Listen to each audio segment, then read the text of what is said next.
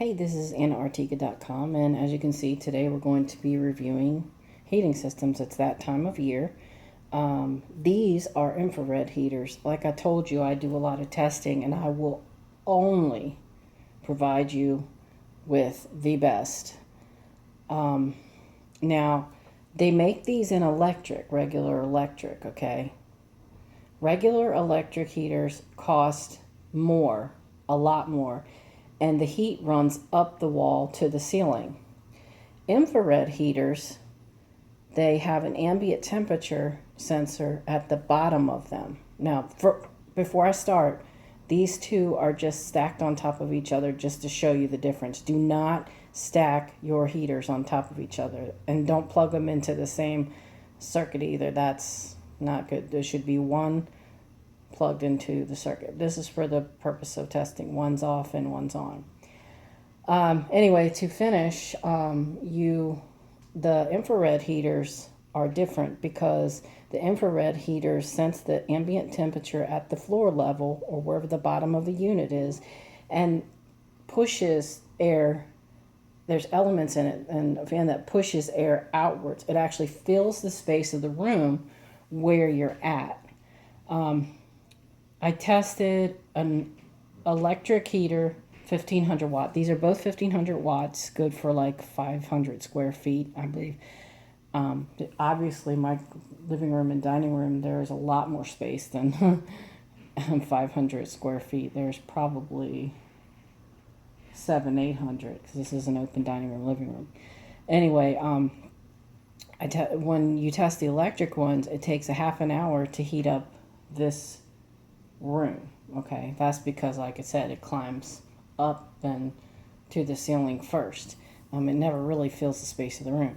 Infrared heaters, I put this on 68. The both of them, I tried it on them on 68 degrees. Started at 68, and then all of a sudden I went boop boop boop up to 72. From 68 degrees to 72, it was 5 minutes. I could immediately feel the heat filling the room. Within 5 minutes, I could feel all the way into the kitchen, over by the refrigerator. That's how well they push. When you buy any kind of heater like this, you want a knockover. You want cool to the touch, and you want a thing that senses when it's been knocked over and it turns off. Both of these have them. This is Life. Oh, we took the box. I got two. You go to Amazon, that's where you get them. Two of the ones on top. One's right there. Two of those that came with remote controls for $150 on Amazon. The one down here, I wanted a fireplace heater. Walmart had them for 96 bucks on a fireplace infrared heater. Right now, the heat's not on. Now watch what happens when I turn the heat on. As you can see, the cat's going by it. The cat can stand on it, whatever he wants to do. The heat comes out of these little things right here. Let's turn the bottom one on, the heat on. How do we do that? And you see at the bottom, that one, they work in different. This one at the bottom will tell you that you've set it to 68 degrees. You don't know if you can see that or not. And then you go up with the remote control, or you can do it on the unit. And see, the green thing comes on because the ambient temperature senses that it's less than 68. This area where the elements are will become red. See, it's... Okay, see, it's getting red.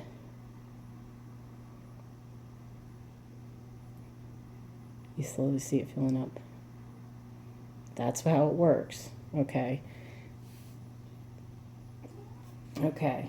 So I knew it was about 68 in here because it didn't turn on.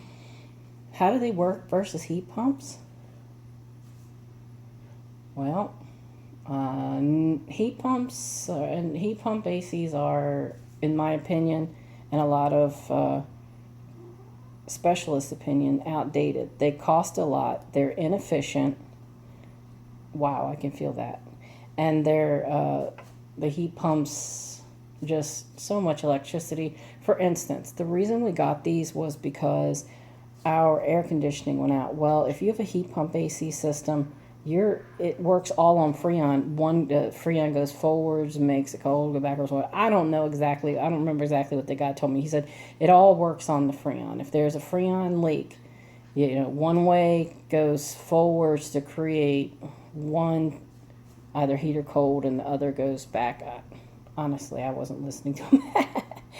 Anyway, but I verified that. I verify everything I'm told on valuable websites to not get screwed.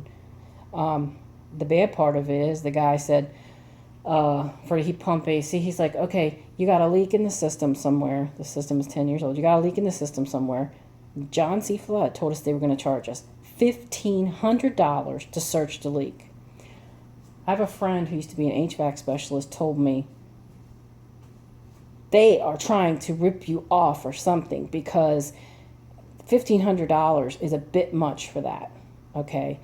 Now, he said commonly there's a Schrader valve just like in your car. It's this little teeny piece. It looks like a little copper fitting, and that usually is the first to leak, but he said, you know what? It's out there. It's outdated. It's inefficient. The R20? The type of Freon in it is going to be discontinued soon. So he said, don't pay them the $1,500 to find a leak and then the rest to fix it. When it could only be like a $20 part. Just use the infrared heaters, because they're and then go in the summer and get those. You can get those indoor air conditioning systems that do really well. Okay, now you can use this. You're supposed to be able to use it. There are different sizes of these too. There's one that is actually really neat, and I'm really obsessed about this. It's an infrared heater that looks like a real fireplace that you can put, that has an entertainment area in it. I know you've seen the wide ones, but I'm about keeping it original as you can. This one has the sides of the fireplace open up, and you can storage in there, and then it has a little shelf and for your DVR, say, and it can fit a 32-inch TV. I'm loving those. The husband doesn't like spending a lot of money, so we're working on that.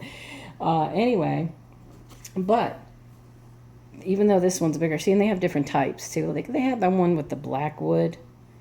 I have a black wood shelf, and all it does is, no matter how much I dust it, it still looks dirty. But when I first moved in with my husband, I wanted him to feel like I wasn't taking over and making it womanizing the place or whatever. So I tried to work it. But now we're going into a more elegant style. We are upgrading this place. But anyway, let's turn this one off. Okay, I'm gonna turn it completely off, so you're gonna see the fireplace stop. You can turn the fireplace up and down. Some of them you can, some of them you can't. Now that fan is going to run for about 90 seconds after. To just make sure the unit doesn't overheat. So I'm going to unplug it. Sorry, I got a boo-boo foot. So I can turn on the other one. Now the other one is a little bit different. Okay, you probably saw my booty.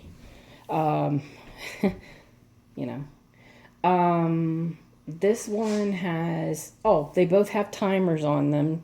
You can have it set so it comes on at a certain time and I think goes off at a certain time. Different units do different things. The small one, does the small compact one work just as well? Yes, it does. And I'm going to show you.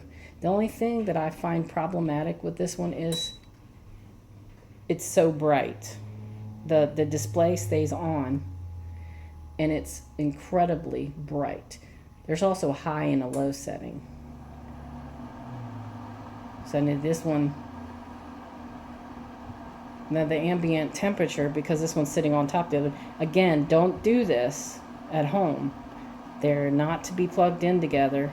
I unplug the one, plug the other one in, and they're and not to be sitting on top of each other either, you know. Plus, ambient temperature, cold falls, so the coolest part of your house would be around the floor, and that's where you want to build your heat from. But anyway, you can see how that one works. So now it's got a little top on it. I mean, it's actually blowing my hair on high. But that's how that one works. This one is, you want to make sure you get the right wattage for the right square footage. It's really important. Otherwise, you're going to be like, oh. Also the placement of them. You want to put it in with 3 feet around it in the far corner of the room, with the air pushing towards where you want to be. You know, it needs to, you need to fill it. Like my dad has a small cottage, and he has one of these, but he puts it in the kitchen, the one in the kitchen. He's using it inefficiently because it's the kitchen and the living room, and he's actually heating them separately. If he had put it on, instead of putting it on the side wall, putting it on the back wall, or in the living room on the wall by the window, which is, if you look straight through the kitchen, you can see that window. It would actually heat both of those rooms, and he would only have to use one for his small cottage. The part where the red is, I did say that I felt that, and it's, even though the cabinet is cool to the touch, that does get a little warm. So it's not like your wood stove though, but it could, you want to be careful with your children. These are on rollers. I would say definitely keep it, but like I say, for heat lower, you want it lower to the ground where your floor is, so that it can get to the coolest part, and it'll detect it. And then, I mean, like literally the one on the bottom, the fireplace one, it detected that it wasn't up to temperature, and I could feel the heat as high as I am. I'm 5'3", so I could feel it outwards and upwards. So the other good thing about this is individual. You can have individual heat in individual rooms. Like I was making people cold, and because I like it cooler. Yes, that's the kitty. And other people, when I tried to help them stay warm, I was roasting. So, but that's basically how it works. These are infrared again. These have already saved us on our electric bill. It's not to the coldest part, but I've heard people say during the coldest parts of the winter, they save up to $50 a month on their electric bill having this. The other thing I want to mention too is electricity in general. Since it was, I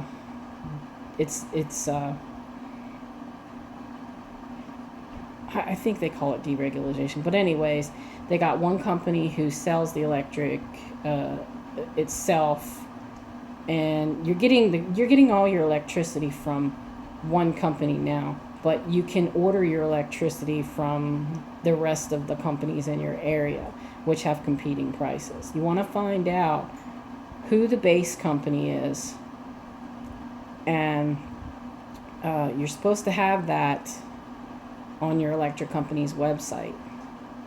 And you can just do electric companies near me. And because it could mean the difference between paying 7 cents a kilowatt hour to 12 cents a kilowatt hour. Okay, that doesn't sound like very much, but it's an average of, around here, it's an average of $80 a month savings. Okay, just getting to the best priced electric company. And that's usually around here the one that is in the direct owner of the electric company. You know, but the other company closest to you will still bill you, and you will get a small charge for them billing, and they also maintain you. But you know, I know people who had bad credit who thought that they couldn't get onto those companies, and around here they're accepting you. So say it already shut off. What have I been talking? 5 minutes, something like that. That what you're hearing now is the cool down fan. And that's what my dad said he didn't like. He's like, in the cold winter, I like to have the heat blowing right on me. And in the cold winter, in the deepest cold winter in the cottage, when that cool down fan turns on, it's cold air. And I said, well, Dad, I said, you know, so he went out and bought one of those electric ones, the ones that can burn you. And I'm like, Dad, you just put it on the far wall. You'll have it next to you, but it won't be, you know, it won't be blowing in your face and won't be cold. You just have to get used to it not having air, you know, warm air that you like burn you. Alrighty, well, I've got to go because my kitties are being on me. But thank you, and remember, infrared heaters are what you want to look for. Infrared. Thank you, and have a nice day. Bye.